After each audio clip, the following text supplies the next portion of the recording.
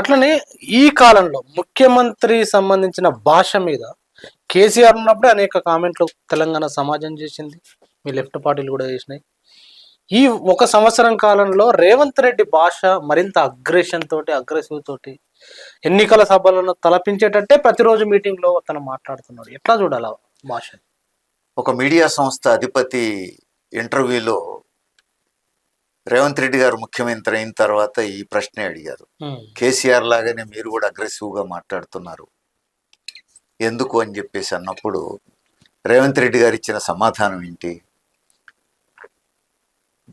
కేసీఆర్ లాగానే నేను మాట్లాడక తప్పట్లేదు, కేసీఆర్ మాట్లాడుతున్న భాషే నేను మాట్లాడాల్సి వస్తోంది అని చెప్పారు. కేసీఆర్ మాట్లాడిన భాష అది అప్రజాస్వామికమని, అది గౌరవప్రదమైంది కాదని అనేక మంది చెప్పాల్సి వచ్చింది. ఆ భాషనే రేవంత్ రెడ్డి గారు కూడా మాట్లాడతాననడం అనేది ఎవరు సమర్థించగలరు. ఇప్పుడు మూసి పునరుద్ధరణ ప్రాజెక్టు గురించి చర్చ జరుగుతున్న సమయంలో అక్కడ ఇండ్లు కూల్చడానికి వీలు లేదు, ఏ ఒక్క ఇల్లు కూల్చినా మేము ఊకోమని సహజంగా ప్రతిపక్షాలు చెప్పినాయి. వచ్చి అడ్డంగా పడుకుంటాం, బుల్డోజర్కి అడ్డంగా ఉంటాం అని చెప్పేసి అన్నారు. బుల్డోజర్ పెట్టి తొక్కించుకుంటా పోతా, ఎవరొస్తారో రండి, ఎప్పుడు వస్తావరా, ఎక్కడ వస్తావరా, ఏ బుల్డోజర్కి అడ్డంగా కూర్చుంటావో మీది నుంచి తీసుకుపోతా. ముఖ్యమంత్రి స్థాయిలో ఇట్లా మాట్లాడడం అదేం గౌరవప్రదమైన భాష కాదు. పైగా బుల్డోజర్తో తొక్కిస్తూ పోతా అంటే ఏం ప్రజాస్వామ్యం? ప్రజాస్వామ్య పునరుద్ధరణకి ఇది చిహ్నం అవుతుందా? కాదు కదా. విషయం మీద మాట్లాడు. మూసి పునరుద్ధరణ అనే పేరుతో మీరు తీసుకున్న ప్రాజెక్టు ఎట్లా రైటో నువ్వు సమర్థించుకో, కానీ బుల్డోజర్తో తొక్కిస్తా అనే భాష అభ్యంతరకరం. రెండోది, ఈవెన్ కిషన్ రెడ్డి గారి మీద కూడా మోడీకి ఊడిగం చేస్తున్నావు, మోడీకి గులాము, గుజరాత్కు గులాం అన్నారు. ఇది చూస్తే ఎట్లుంటుందంటే చాలా సీరియస్గా విమర్శిస్తున్నట్టుగా ఉంటుంది. మోడీకి గులాం, గుజరాత్కు గులాం అని. ఇది సీరియస్గా విమర్శిస్తున్నది ఏం లేదు ఇక్కడ. ఇందులో రాజకీయ విమర్శ ఏం లేదు, వ్యక్తిగత విమర్శ, దురుసుగా మాట్లాడటం. ఇదేమి సభ్యత కూడా అనిపించుకోదు. నిజానికి బీజేపీ మీద చాలా సీరియస్ విమర్శ చేయాలి రేవంత్ రెడ్డి గారు, రాజకీయ విమర్శ చేయాలి. కానీ రాజకీయ విమర్శ చేయడం పక్కన పెట్టి వ్యక్తిగత దూషణ భూషణలకు పోతే ఉపయోగం ఏముంది? తెలంగాణ ప్రజలకు ఏం లాభం? అసలు విషయాల నుంచి దృష్టి మరల్చడానికి ఉపయోగపడ్డది. అసలు విషయం ఏంటి? నువ్వు సింగరేణి బొగ్గు బ్లాకులు నువ్వు వేలంపాటు ఎట్లా పెడతావు అని అడగాలి కదా కిషన్ రెడ్డిని. ఈ గడ్డలో పుట్టిన బిడ్డవయ్యుండి ఈ గడ్డకు మణిహారంగా ఉన్న సింగరేణి బొగ్గు బ్లాకులను నువ్వు వేలంపాటు ఎట్లా పెడతావో చూస్తా. నువ్వు వేలంపేట పెడితే తెలంగాణలో అడుగు పెట్టలేవు, నీకు మంత్రి పదవి ఇచ్చినటువంటి మోడీ దగ్గరనే కూర్చోవాలి సుమా అన్నావు అనుకో, తెలంగాణ ప్రజలు నిన్ను హర్షిస్తారు. కానీ నువ్వు ఆ విమర్శ పెట్టలే. ప్రజల ప్రయోజనాల నుంచి నువ్వు బీజేపీ విధానాల్ని విమర్శించాలి. లేదు, విభజన హామీలు ఏం చేస్తున్నావు? 8 లోక్సభ స్థానాలు ఇచ్చారు తెలంగాణ ప్రజలు మీకు, కేంద్రంలో మీ ప్రభుత్వం ఉంది, మీ ప్రభుత్వం మీద మీరు ఒత్తిడి చేసి లేదా మీ పలుకుబడిని ఉపయోగించి తెలంగాణ ప్రజలకు న్యాయం చేస్తారని నమ్మిన తెలంగాణ ప్రజలకు నువ్వు ద్రోహం చేస్తున్నావు అని చెప్పి విమర్శించు. అప్పుడు తెలంగాణ ప్రజలు నిన్ను హర్షిస్తారు, బీజేపీ చేస్తున్న తప్పుడు పద్ధతుల్ని అర్థం చేసుకుంటారు. కిషన్ రెడ్డి, బండి సంజయ్ ఏదో పదవుల కోసం ఆరాటపడ్డారు తప్ప వీళ్ళు తెలంగాణ ప్రజలకు చేస్తున్నది ఏమీ లేదని తెలంగాణ ప్రజలకు అప్పుడు అర్థమైంది. కానీ రేవంత్ రెడ్డి గారి విమర్శ కానీ కాంగ్రెస్ నాయకుల విమర్శ కానీ అట్లా లేదు. వ్యక్తిగత విమర్శలు.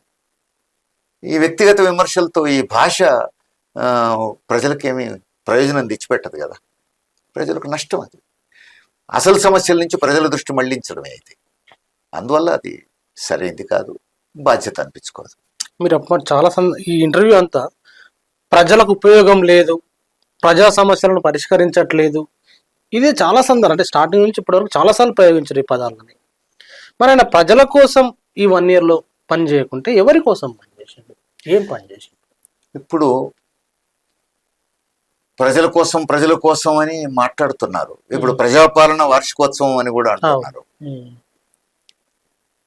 కానీ చేస్తున్నది ప్రజల కోసం కాదు, బడాబాబుల కోసం అనే సందేహం ప్రజలకు మొదలైంది. కొన్ని కీలకమైనటువంటి ప్రాజెక్టులు, వాటిల్లో ఇప్పుడు ఒకటి ఫార్మాసిటీ చూసాం. ఇప్పుడు ఆయన ఫార్మాసిటీ కాదు, అక్కడ నేను పారిశ్రామిక కారిడార్ పెడతాను అన్నారు. పారిశ్రామిక కారిడార్ అయినా రైతుల భూములు నువ్వు గుంజుకుంటావుగా. రైతులు భూములు ఇవ్వడానికే సిద్ధంగా లేరు. అది ఫార్మాసిటీనా పారిశ్రామిక కారిడారా అనేది సెకండరీ. రైతుల భూములు గుంజుకోవాలి కదా నువ్వు. ఇప్పుడు నీ ప్రయత్నం అంతా అక్కడ గురునాథ్ రెడ్డి అని చెప్పేసి ఒక భూస్వామి ఉన్నాడని జనం చెప్తున్నారు. 1156 ఎకరాల భూమి ఉన్నది, అక్కడ తొండలు గుడ్లు పెట్టవు అని చెప్పేసి చెప్తున్నారు. మరి ఆ భూమిని వదిలిపెట్టి ఈ పేద రైతుల భూముల మీద ఎందుకు పడుతున్నాం అంటే ముఖ్యమంత్రి గారు చెప్పే సమాధానం ఏమిటి? ఆ 1156 ఎకరాల భూమి నా దృష్టిలో కూడా ఉన్నది, కానీ అది లీగల్ లిటిగేషన్స్ ఉన్నాయి, ఇవి క్లియర్గా ఉన్నాయి. మరి పెద్ద పెద్ద భూస్వాములు కాబట్టి లీగల్ లిటిగేషన్ సృష్టించగలరు, కాబట్టి ప్రభుత్వం కూడా వదిలేస్తుంది. ఏ పాపం ఎరగని పేదలు, గిరిజనులు ఏ లీగల్ లిటిగేషన్లు లేవు కాబట్టి గుంజుకుంటావా బలవంతంగా? ఎవరి కోసం గుంజుకుంటానంటే నువ్వు పారిశ్రామికవేత్తల కోసం. అంటే రైతుల సొంత భూమి పెట్టుబడిదారుల కోసం గుంజుకొని ఇస్తావా అంటే నువ్వు ఎవరి కోసం? పెట్టుబడిదారుల కోసం అనేది స్పష్టంగా కనపడుతుంది. రైతుల్ని ఎటుపోయినా పర్వాలేదు, ఏమైపోయినా పర్వాలేదు. అట్లానే ఇప్పుడు మూసీ పునరుద్ధరణ అన్నారు, మూసీ సుందరీకరణ అన్నారు, మూసీ ప్రక్షాళన అన్నారు. ఏ పేరు పెట్టినా ఆ ప్రాజెక్టు స్వభావం రియల్ ఎస్టేట్ ప్రాజెక్టు. మూసీ సుందరీకరణకు ఎవరికి అభ్యంతరం లేదు. మూసీకి 2 వైపులా సైడ్ వాల్స్ కట్టి గట్ల మీద పెద్ద పెద్ద వృక్షాలను నాటితే ఈ గోడలు కూలిపోకుండా మూసి క్లియర్గా ఉంటుంది, పరిరక్షించవచ్చు, అందంగా కూడా కనపడుతుంది. మూసి ఒడ్డున అక్కడ ఇక్కడ చిన్న చిన్న ప్లేసులు, ఖాళీ ప్లేసులు ఉంటే అక్కడ ఉద్యానవనాలు, పార్కులు కూడా ప్రారంభించవచ్చు. అందంగా ఉంటుంది, సుందరంగా ఉంటుంది, పర్యావరణానికి కూడా అది ఉపయోగం. లేదు ప్రక్షాళన అన్నావా, ప్రక్షాళన కూడా అవసరం, అసలు కావలసింది అది. ఎందుకు? మూసీలోకి వస్తున్న నీళ్ళన్నీ ఒకటి జంట నగరాల డ్రైనేజ్ అంతా అందులో కలుస్తోంది, దానికంటే మించి ఫార్మా కంపెనీలు, కెమికల్ కంపెనీల్లో వేస్ట్ కెమికల్స్ అన్నీ వచ్చి మూసీలో కలుస్తున్నాయి. భయంకరమైనటువంటి పొల్యూషన్ ఆ నీళ్లలో. ఆ నీళ్లతో గట్కేసర్ దగ్గర నుంచి సూర్యాపేట వరకు వ్యవసాయం చేస్తున్నారు, కూరగాయలు పండిస్తున్నారు, పంటలు పండిస్తున్నారు. బర్లు ఆ నీళ్లు దాగి పాలిస్తున్నాయి. ఆ పాలు, ఆ కూరగాయలు, ఆ ధాన్యం హైదరాబాద్ ప్రజలు వాడుతున్నారు. ఇంతమంది ఆరోగ్యాలు దెబ్బతింటున్నాయి. డాక్టర్ల చుట్టూ తిరుగుతున్నది ఆ నీటి వల్ల అని వారు అనుకుంటలేరు తెలవక, కానీ కారణం అది. కాబట్టి ఆ నీటిని ప్రక్షాళన చేసి కృష్ణాలోకి వదలాలి. గట్కేసర్ నుంచి సూర్యాపేట వరకు జరుగుతున్న వ్యవసాయానికి ఒకవైపు మూసీకి ఒకవైపు నువ్వు గోదావరి నీళ్ళు ఇవ్వచ్చు, రెండో వైపు కృష్ణా నీళ్ళు ఇవ్వచ్చు. ఆ పని చేయి, దీనివల్ల ప్రజలకు ప్రయోజనం. ఇప్పుడు గోదావరి నుంచి పైప్ లైన్ వేసి నీళ్లు తెచ్చి మూసీలో నిండుగా ప్రవహించేటట్టు చేస్తా అంటున్నారు. ఇంత చేయగలిగినోడివి వ్యవసాయానికి ఇవ్వచ్చు కదా నీళ్లు, ఒకవైపు గోదావరి ఒకవైపు కృష్ణ ఇవ్వచ్చు కదా. అందుకని ప్రక్షాళన కూడా కాదు ఇక్కడ. దానికంటే మించి ఆయన ఏమన్నాడు, ఇది ఒక పర్యాటక కేంద్రంగా అభివృద్ధి చేస్తా అన్నాడు. అసలు విషయం పర్యాటక కేంద్రంగా కూడా కొంత మేరకు అభ్యంతరం ఉండాల్సిన అవసరం లేదు. డబ్బులు వస్తాయి కదా రాష్ట్రానికి పర్యాటక కేంద్రం. 2 వైపులా నువ్వు గోడలు కట్టి నీళ్లు నిండా ప్రవహించేటట్టు చేసి అందులో కలుస్తున్న నీటి ప్రక్షాళన చేస్తే దాంట్లో పడవలు నడుస్తూ ఉంటాయి. పర్యాటక కేంద్రంగా కూడా అది ఉంటుంది. ఈ ఒడ్డున ఆ ఒడ్డున వృక్షాలు ఉంటాయి, పచ్చగా ఉంటుంది. అనేక మంది పర్యాటకులు వాటిలో తిరుగుతారు. అభ్యంతరం ఏం లేదు. కానీ పర్యాటక కేంద్రం పేరు మీద ఇప్పుడు చేస్తున్న పని ఏమిటి? మూసీకి 2 వైపులా ఉన్న 12,000 ఇండ్లు కూల్చేస్తామంటున్నారు. కొన్ని దశాబ్దాలుగా అక్కడ భూములు కొనుక్కొని ఇండ్లు కట్టుకున్నటువంటి జనం వాళ్ళ సొంత ఇండ్లు కూల్చేస్తామంటున్నారు. ఎందుకు కూల్చేయాలి? ఆక్రమిస్తే కూల్చేయాలని మీరు కూడా అన్నారు కదా. అవి ఆక్రమించుకున్నాయి కాదు కదా, కొనుక్కున్నారు. కొనుక్కొని ఇండ్లు కట్టుకున్నారు. కొన్ని దశాబ్దాలుగా 20 ఏళ్ళు, 30 ఏళ్ళు, 40 ఏళ్ళు, కొంతమంది 50 ఏళ్ళ నుంచి ఉంటున్నారు అక్కడ. వాళ్ళ సొంత ఇండ్లు. ఏ వరదల్లోనూ అక్కడ మూసి పొంగి ఆడికి నీళ్లు రాలేదు. అవి ముంపు ప్రాంతాలు కూడా కాదు. వాటిని ముట్టుకోవాల్సిన అవసరం ఏంటి? దానికి కూడా చెప్పాడు ముఖ్యమంత్రి. దీన్ని మంచి పర్యాటక కేంద్రంగా చేసినప్పుడు జనం వస్తుంటారు కదా, ఆ వైపు ఈ వైపు హోటళ్ళు, లాడ్జీలు పెడతారట. అంటే పెద్ద పెద్ద ప్రైవేట్ సంస్థలు వచ్చి వ్యాపారాలు చేసుకోవడానికి ఆ భూములు అమ్మకానికి పెడతారు. అదొక పెద్ద రియల్ ఎస్టేట్ ప్రాజెక్ట్ అయితే.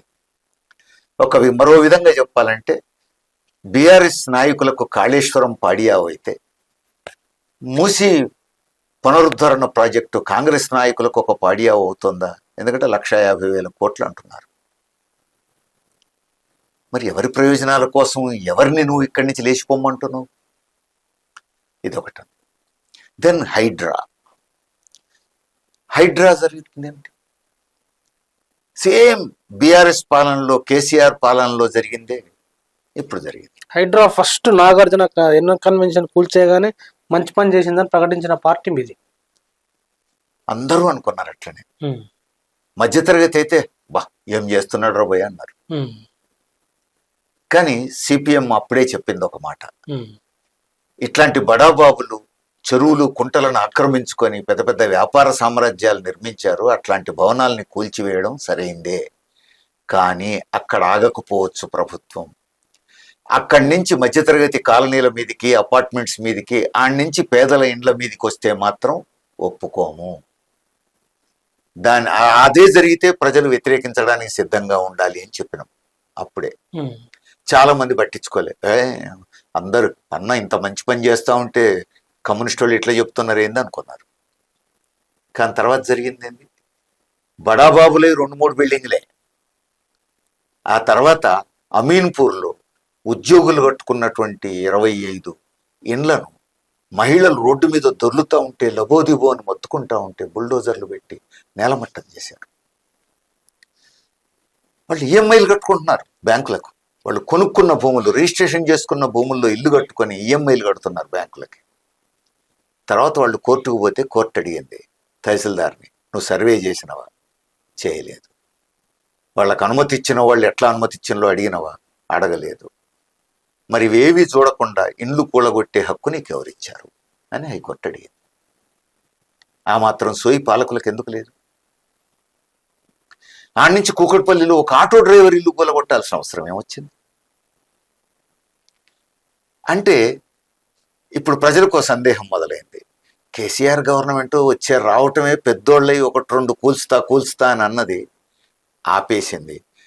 వెనక బేరసారాలు నడిచినాయి అని చెప్పేసి అందరూ అనుకున్నారు. ఇప్పుడు కూడా అదే జరుగుతున్నదేమో. పెద్ద పెద్దోళ్ళ కూల్చండ్లు కొంచెం మధ్యతరగతి జనం మీదకి, పేదల మీదకి పోయినట్టు పోయి పోగానే పేదల మీదకి ఎట్లా వస్తావు, మధ్యతరగతి జనం మీదకి ఎట్లా వస్తావు అని అడుగుతాం కదా. నువ్వు వీళ్ళందరూ వద్దంటున్నారనే పేరు మీద ఆగి ఇక వెనక పెద్దోళ్లతో బేరసారాలు నడుస్తున్నాయి, వసూళ్ల కార్యక్రమం నడుస్తోంది అని చెప్పేసి అనుకుంటున్నారు జనం. కాదని చెప్పగలవా నువ్వు అనుసరిస్తున్న పద్ధతి వల్ల? తర్వాత 4th సిటీ అని మొదలుపెట్టాం. 4th సిటీ పేరు మీద స్కిల్ యూనివర్సిటీలు అవి ఇవి మాట్లాడుతున్నాం. విదేశీ బహుళజాతి సంస్థలు వచ్చి పెడతాయి ఇక్కడ. అట్లనే ఇక్కడ ఫార్మాసిటీ అంటున్నావు లగచర్ల. ఎవరు వస్తారు? విదేశీ సంస్థలు వచ్చి కంపెనీలు పెడతారు ఇక్కడ. ఫార్మాసిటీ కాకపోతే పారిశ్రామిక కారిడార్. అంటే విదేశాలకు సంబంధించిన పెట్టుబడిదారుల కోసం ఈ దేశంలో తెలంగాణ రైతుల భూములు బలవంతంగా గుంజుకొని ఇస్తావా? ఇది ఎక్కడి న్యాయం? అంటే ఇవన్నీ చూస్తూ ఉంటే స్పష్టంగా ఏం కనపడతా ఉంది? ఇప్పుడు పెద్ద పెద్ద పెట్టుబడిదారుల ప్రయోజనాలకు, కాంట్రాక్టర్ల ప్రయోజనాలకు, రియల్ ఎస్టేటర్ల ప్రయోజనాల కోసం, విదేశీ బహుళజాతి సంస్థల ప్రయోజనాల కోసం ఈ ప్రభుత్వం చాలా కన్స్ట్రక్టివ్గా, పకడ్బందీగా, ప్రణాళికాబద్ధంగా పనిచేస్తుంది అని అనిపిస్తోంది. అట్లనే 1 కోటి మంది కార్మికులకు కనీస వేతనాల సమస్య ముందుకొచ్చింది.